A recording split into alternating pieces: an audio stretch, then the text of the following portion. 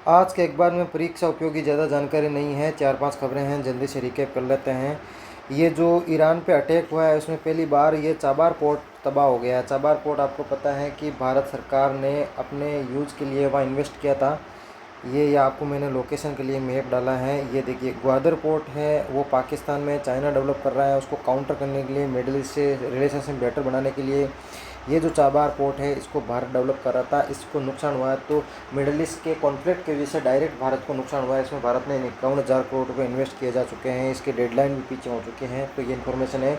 International relation में यदि 5 number या 10 नंबर का सवाल आता है तो इसकी क्लेश से भारत को सीधे सीधे ये नुकसान है।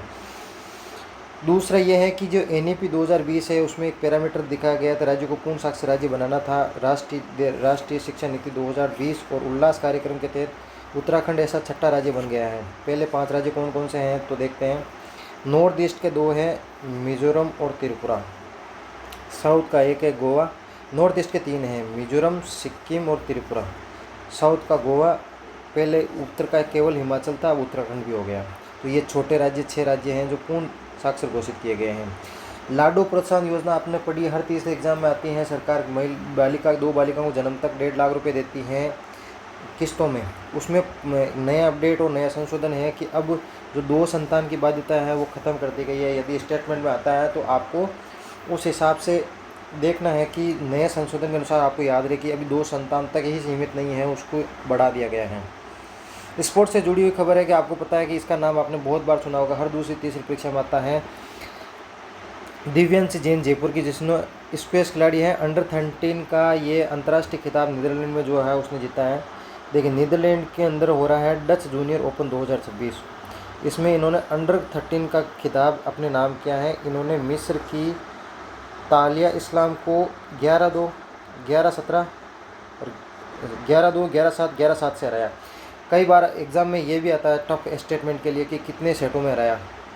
तो प्रतियोगिता का नाम क्या है, डच जूनियर ओपन। किसको हराया, मिस्र की खिलाड़ी को। कौन सा खिताब जीता, गर्ल्स अंडर 13 वर्ग।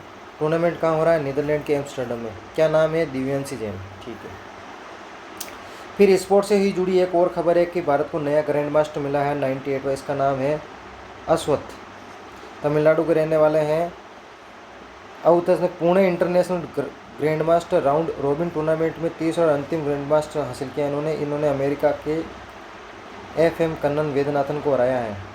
ये पहले 2022 में नेशनल अंडर 15 चैंपियन रह चुके हैं और 2023 में एशियन जूनियर चैंपियनशिप में सिल्वर मेडल।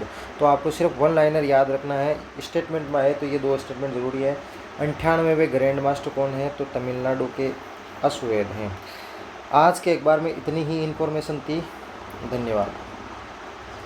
सपोर्ट करने के लिए आप YouTube चैनल को सब्सक्राइब करें और कमेंट में आपको वीडियो कैसा लगा उसके बारे में अपनी प्रतिक्रिया दें।